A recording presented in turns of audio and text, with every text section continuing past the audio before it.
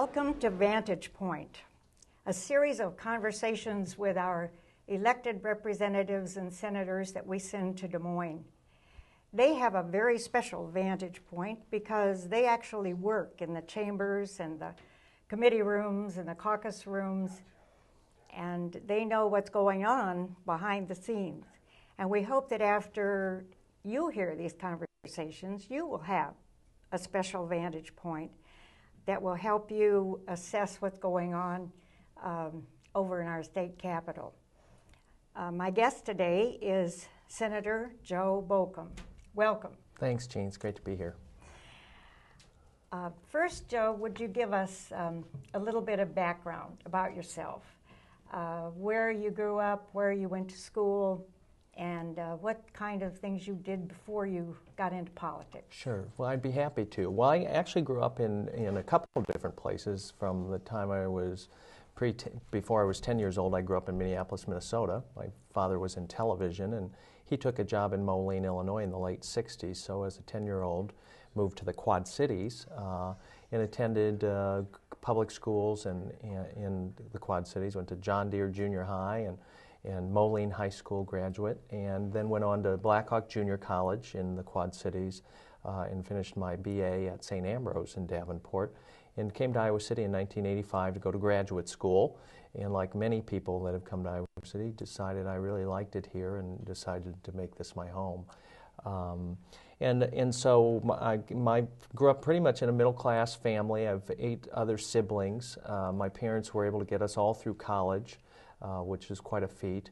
They were very involved in Democratic Party politics and socially involved in the community, and some of that rubbed off on some of us and some of the kids. I would say it did.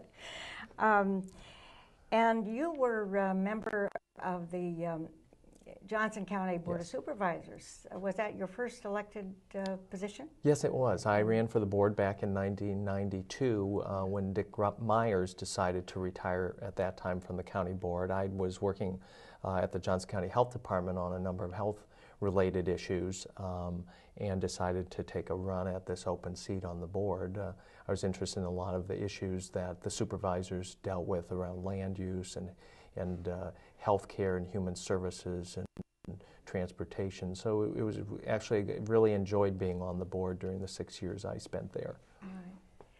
And how did you decide to run for the state legislature? Did you run for the Senate? Was that your first? I did.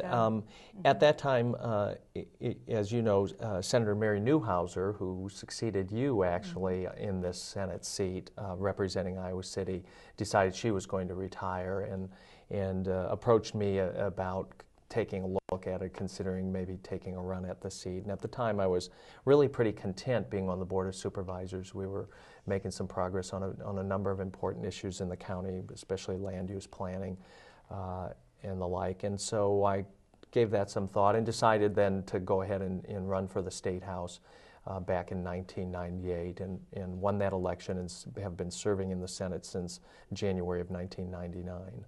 Right. Which seems like a long time ago now. now. You're in the middle of your third That's term right. now, aren't That's you? right. Right. I just happen to have a map here of the Senate districts, and I think it might be interesting for our viewers to see where your district is. Could you describe your district? Yeah, my district is principally Iowa City, the urban parts of the community. Senate districts are approximately 60,000 residents. House districts are about half of that, 30,000. And the district runs pretty much from the east side of Iowa City, Mormon Trek, if you will.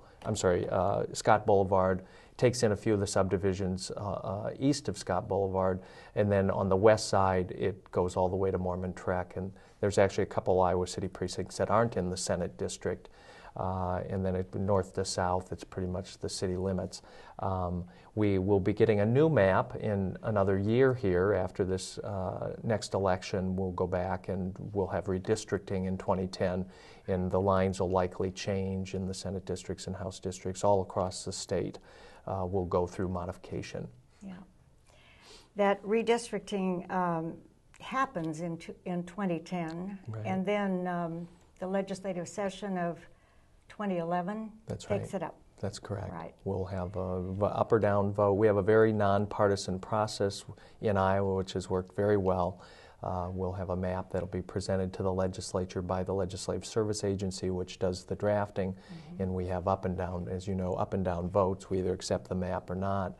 If we don't like the first map, we get a second map. If we don't like the second map, we can have a third map, but if we can't choose at that point, it goes to the courts to decide. And it's never gone to that third map. No, it hasn't. That's good. We got to the second map in 2000. Yeah, we've gotten to the second map a number of times, I think, but not to the third. And I tell you, there are lots of states that really are envious, and I've gotten several letters from people saying, "How does Iowa do it?"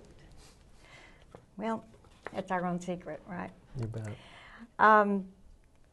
Now, you are now an assistant majority leader and chairman of the powerful Ways and Means Committee.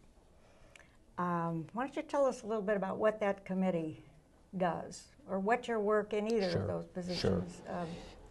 Yes, we have, I think we have 5 or 6 assistant leaders elected from the caucus. Our caucus now is 32 Democrats, and it's internally elected, so our members choose our assistants. Our assistants work with the leader on establishing an agenda for the caucus and in terms of our policy work. We recently had a meeting and talked about some of the issues for the 2010 session, for example, and we're also involved in helping in the campaigns and raising money on the more political side of getting people elected. Our members are very engaged in that. The assistant leaders are. So that's kind of the function of the assistant leaders, providing advice and support to the leader.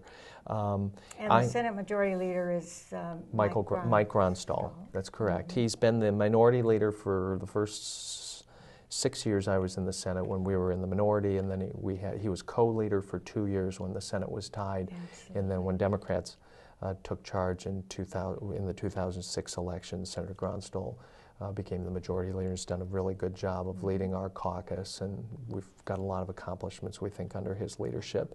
I serve on 6 committees, including I have the privilege of chairing the Ways and Means Committee. The Ways and Means Committee is the committee that oversees the tax code, if you will, in the state, and in the revenue side of the budget. We spend most of our time on the appropriation side of the budget, trying to figure out how to fund health care and education and public safety and environmental protection, kind of the spending part.